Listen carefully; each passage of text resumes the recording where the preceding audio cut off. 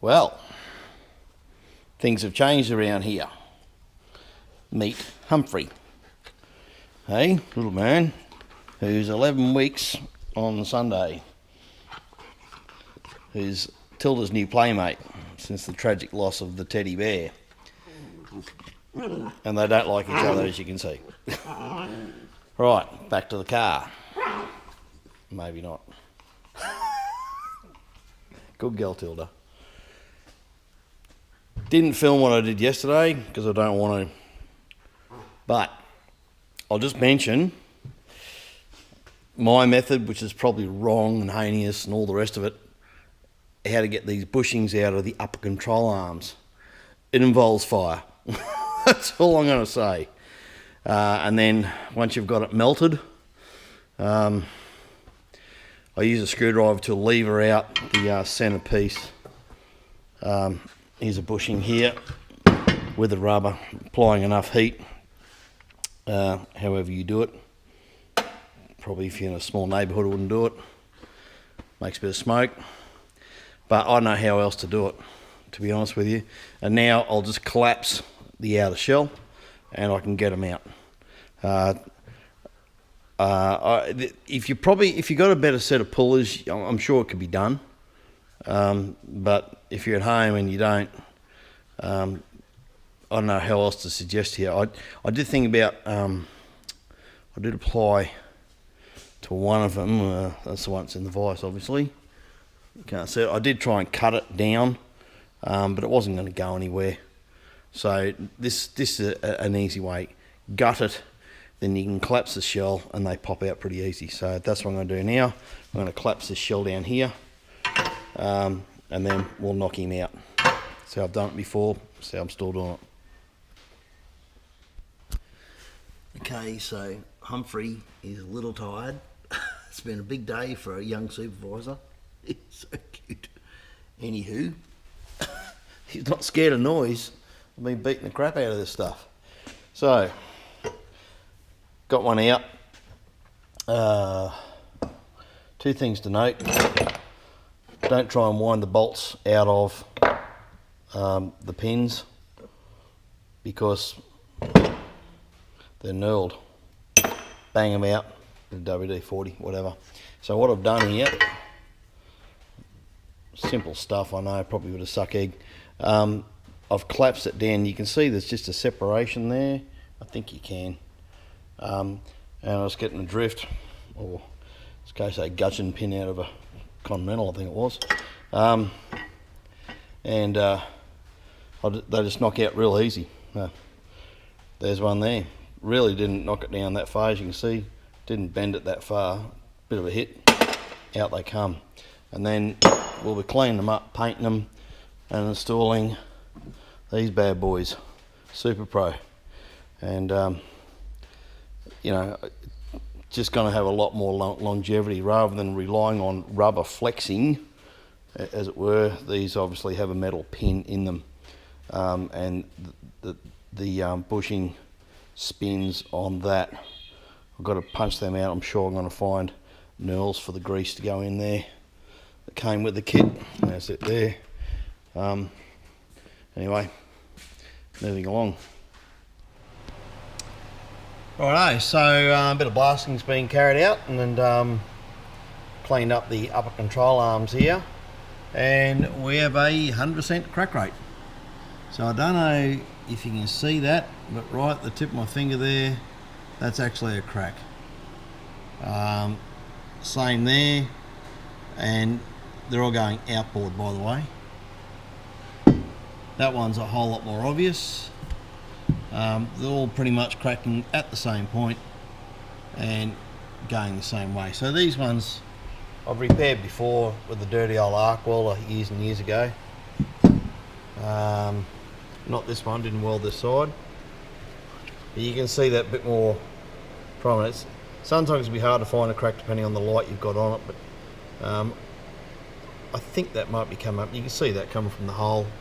And this one here, you can see where I welded it, the old weld, but you know, dirty old arc, not a good job. Mind you, I guess it held, it didn't fall apart. But this one here's got another crack emanating from there. So first things first is I'll give these a good clean up, and a lot of sharp edges on them. I don't know why, probably from just changing ball joints or getting rid of the old rivets on the old ball joints years ago.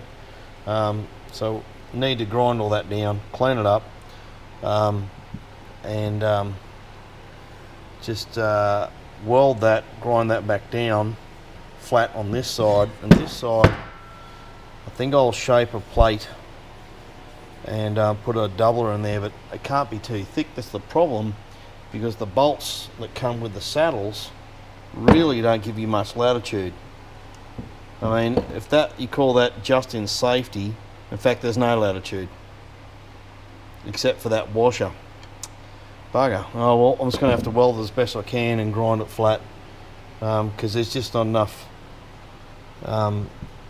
meat left in there to be able to do that up satisfactorily, unless I'd try and get a new bolt, which I could do. Might have some old high tensile stuff lying around. I'll have a look at that, give that a bit of a rethink. Alright, so that's the weld's done. Probably went over the top a little bit. Probably created myself a bit of work. That's the underside of the other one. But I'm happy that I got really good penetration, and I did both sides of each. I can get a little, can't think at the moment, die grinder in there to get inside underneath that. And when I initially did it on the top here, and then I flipped it up, it really exposed the secondary crack. So the first weld was along there, so I just doubled that up, and it really opened up the one that I couldn't see that well. And in fact, I'm just looking there. I don't know if you can see it in the film, but I'm going to do another touch there on the other side of that one. Just around the hole, it's opened up another one there. So same with this one. Happy with that. That should be nice and strong. And I deliberately put a bit more metal than I required, just to add some strength to it and get rid of the sharp little lip that's been caused from the saddle sitting on there for years. So now I've had a good look at that. We'll give that one there. It's tiny, but I'll do it. And I'll bring it back way beyond the end of the crack as well. Can't see any more on these ones. I'm pretty happy with that. So that one can go over there. This one, we'll get the weld. I'll run it pretty hot. I'm only using 0.6, but geez, up there at H and 7. In fact, it needs a little bit more speed. So yeah, different strength welding on the car and on the bench. Clean metal, it's all being sandblasted. It's a lot easier. Anyway. Well, this could be an exercise in futility, but there you go. It's only about 6 goes, particularly that one there, to weld and stop a crack from reappearing, which is not good, because I'm applying heat and that's not necessarily a good thing. But the last hit was along there. It's still warm. Finally seems to have gone. So the only rough bits we got is where we got overlap of weld, and the metal was not flat and straight anyway, which it wasn't. So in a possible vain attempt to make this stronger for future, I've done that. So the thick spaces that were there, I've just welded them in, and that will obviously spread the load over a much larger area, and that's effectively formed a doubler rather than just a spacer, because then the weld is applying more load around. Well, in my simple brain it is anyway. So we'll see how it goes. At the end of the day, I guess if this thing fails again, you can buy new ones pretty cheap, but then you've got rubber bushes, which I don't want to put in, and you know, it'll make me think carefully about going for a coilover option, which is out there. It's just not cheap. It's just not cheap, and like I said at the very beginning of this whole exercise, hello baby girl, how you going? Good girl. That, you know, how long's a piece of string as to what you end up doing or don't doing. So we're going to do this because I've already bought the bushes. These are the old ones, which are olefane jobbies. They're good. The springs are virtually new, the shocks are virtually new, so I don't want to throw Daisy out the dishwater. And I'm pretty confident that, you know, if it lasts with a crappy old arc weld I did before, it should last this time. Where you going, baby girl?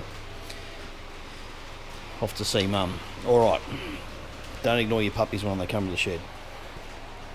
Alright, it's going to just dot coat that and smooth it all out a bit nicer and paint it. Well, it's 6 o'clock and the supervisors have come in and said, Dad, it's knock-off time. Didn't you, mate? Didn't you, mate? Good boy. All right. So where are we up to? Hey, good girl, Tilda. All right. Started doing the brakes. And before that, did the up control arm. So I think I filmed this before. This is how they come up. Pretty happy with them. Bit of grease on them, but they come up real good. And I am actually happy that that's going to be a pretty effective repair. Welding the spacer or the washer, thick washer, onto it. It's going to spread the load, and hopefully we'll get no more fatigue cracking. So using the old ball joint because it's good. New Super Pro bushings fitted. Just a tip when you're putting these things in. They probably won't squeeze evenly, so you know, I end up just putting it on the vise. Got a lump of tube. Never throw tube out. Never ever throw tube out. So nice lump of tube which happened to fit over the lip of the bush here, and just sat it in the vise just gently, didn't damage it, and was able to bang that home and make them nice and even, which they are, nice and even. And the idea of that, of course, is that these bolts need to be central to the ball joint. So like I said, the ball joints are really good. They're not old at all. I think they're TRWs when I bought them. They haven't done much use. The boots are good. They've got a grease nipple on them. They're fine. They stay. Brake calipers. Went to rebuild one. I knew it had a problem. The bleed nipple stripped some time ago. I went to take it out. It didn't strip, it snapped. Snapped inside. Attempted to get it out, failed. This one's okay. And I helicoiled it and tried to put a metric one in. Look, utter disaster. So driving over to Goulburn tomorrow, and Wrecker there's got 2 of these XF calipers. Now these calipers, these XF ones, are light. You know, pick up an XC one, they weigh a ton. Don't quote me, but I believe they have a bigger piston as well. So I might look at the master cylinder of that XF as well. I'm not sure yet. I'll do a bit of research. But these were an upgrade. A, they're lighter. B, they're just a better caliper, these aluminium Gerlachs. And $55 each. I was surprised that there's still some around, because this was the 101 mod upgrade of XABC brakes, was those things. So here's the spindles, whatever you want to call them. That's the amount of crap that come off them, and I didn't realise that. There's a bloody gasket that sits in there. So, and it's foam rubber. I'll have a look and see if I can find some in the net, but if not, I'll cut some up out of cardboard. I don't see that it needs to be that material necessarily. The back plates are in the wash bay now, so they'll soak overnight, but look at the amount of crap that come off that. Dirty job, but anyway, it's got to be done. Small steps. So I think that's about it for the moment, and it's time to go and have a beer and water the veggies and play with the puppies. All right, don't chew me bike, good boy. Righto, so we're under close supervision today. How are you, puppies? Now I went off to Goulburn this morning, and picked up a pair of calipers off an old XF, which is what I've modified the XC to years ago. 110 bucks for the pair, pretty happy with that. The brake pads look brand new. I mean, they're dirty, but they look brand new. So I'm pretty confident this is going to be fine, and the oil, and you can see that coming out of that one, is pretty bloody good. So we'll go for this one. We'll pull it apart. They're all the same. Should be easy to be able to make up one out of these two. Now, I forgot to mention yesterday, I bought a pair of these online last night. Went for white line this time just because, you know, that was on sale. Now the reason is these are nolethane, obviously. They're an old version of nolethane, and I was playing with them the other day and it's just squeaking, so I've put some of that grease I use for the upper control arm bushes into here. But the point of it is this. That's the point. It's flogged, and the other one's the same. So I just thought I'd show you that. I noticed that now nolethane and white line have a lubable point. I think Super Pro run an extra bush, I'm not sure, but you know, I'm not made of money, and if I can pick up a bargain, I'll go for the bargain. And the truth was, last night on eBay I found a set of white lines for about half the price of the Super Pro. As much as I do like that other product, also like the white lines product and the nolethane product, they've both modified it to have a grease nipple now, so longevity of this particular saddle bush. So I'll chuck these in the bin now. And just point a note, when you get these things, they come with the bolts in there. Don't try and just rip them out because they're a splined bolt. So I'll knock those bolts out. I don't throw away hardware. I like to keep old hardware, beg your pardon. But just leaving it wasn't going to solve that problem. As you can see, that is well and truly flogged out. And the reason is because it's doing that consistently, you know, just at you know, huge amount of cycles, and without any lubrication in there, despite the fact that the bush has stayed pretty much intact, it's still flogged out. No good. So bin. Well, this is a little bit of a bugger. So this little piece here, when I first looked at it, it looked like a just a piece of sharp edge. It was sitting in there, it looked like a bit of sharp edge. Anyway, grinding away, get rid of the edge because you don't want cutting into the bush. And lo and behold, that comes out. No good. Other side had a little bit of remnants left, but not a lot. As you can see, there was a little bit. You can see where it's made an edge mark. It's been gone for a long time. Problem, Houston. So here's the Super Pro bushing that was in there. I note that it hasn't distorted at all.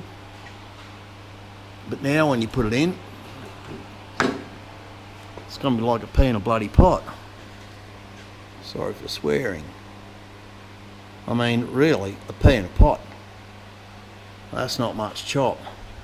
And then when you squeeze him up, try and do it one-handed. There we go. I don't know that it's gonna squeeze up much. I mean, there's that pin is all but the same size. In fact, virtually is. There's nothing in there. The amount of rubber squirrel, poly squeeze you're going to get there is next to nothing. Look, it does bind up, I suppose, but the washers aren't designed to sit over the pin. I had one out a second ago. What do I do with that? There we go. Same diameter. So it's not going to squeeze the rubber down. I got the factory manual and there's no talk of that piece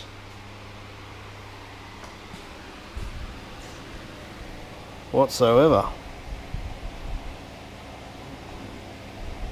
Oh, I'll have to do some research. Not sure that's going to be an acceptable thing, that. That's really annoying. So I just did that little well there before as well. Same with that one there. There was just, this is the side that was really badly warped, and there was just a bit of a separation there. I thought just to give it some more strength, I'll just wherever I've got a separation between a plate and a plate, I've added some weld like that, where it looked like it moved, because this thing, like I said, it's had several bingles in the front, I think, over the years. So been a paddock basher, so I'll have to think about that. Now, I was talking about these before. So I've been given a solution for this. You can't get these bushes. You can probably get them made up, but you can't get them. Quick shout out to Steve Sopper, Wholesale Suspension, twisted words. He's actually the guy that I bought the springs off, the rear springs for this car 20 odd years ago. And in fact, out of the blue, I bought bushes to do the IRS of the GT over there. Happened to be him as well. And I don't live anywhere near him, but anyway. So these are what came out. You can't get them. I did some research. I could probably get them made up. But Steve said, at the end of the day, these radius arms are a push only. They don't turn. But yeah, they're going to be like a pea in a pot inside the hole now, as you can see. So his solution is, he's never replaced them, doesn't know anyone to replace him. Been doing this for 30 odd years. I do trust the guy, obviously. So what he said is that the pin here that goes through the centre, he shortens them by about 4 mil. Because as you can see, this is a Super Pro bush. It's an old one, hasn't deformed at all, by the way. It's virtually the same length as the bush, so there's not going to be much crush on that, and that was the original intention. But that was in the case of this hole lined up exactly with the diameter of that. So what Steve does, I'm going to follow the man's advice, take 4 mil off that pin, and that'll crush that up nice. Where else we at? I was going to make up some aluminium spacers to go under here to add some softness between this hard pin and here. I mean, I've already done the doubler, but as you can see with the nuts supplied torqued up, nope, no good. So adding more is not going to help here. So we'll leave it as is. These are the newer white line bushes, the ones I ordered weren't the ones I got. Rang the guy up, did some research. These are grease for life. They don't have grease nipples. So the grease nipple ones were version 2, these are version 3. And as you can see, that pivot's a lot nicer, and we've got the Super Pro in there, so the upper control arms should be good. Lower control arms down there are going in the bin, because I bought new ones with the steering system from RRS, which will be here next month. Backing plates come up well, and just some of the work that I've been doing. It's tedious. It is just tedious. The sandblaster has just been invaluable, and I'm sure the electrical company that I use, and I don't know who it is, by the way, thank me no end, because the compressor's just been going flat out. So that's about it for the moment. So new seals for the brake calipers, so now I'm going to build them up and knock off for the day. Cheers. Just quickly, a little bit of technique. Putting the new seals in the brake caliper, so the main seal's already in. This is the skirt and dust seal. So what I do is put it over the top of the piston and then have it so the skirt is beyond the piston. Then I'll place it in and make sure that the lip, where my thumb is, is nicely placed, and then I'll just press the piston home. Sorry, I haven't got 2 hands, but anyway, 3 hands, beg your pardon. Okay, so there it is, positioned in and ready to push down. I might be able to do it with one hand. Got mentioned, if you've got an old screwdriver, turn it blunt, make it round, great for prodding in seals without destroying them. So here goes nothing. Put the camera down.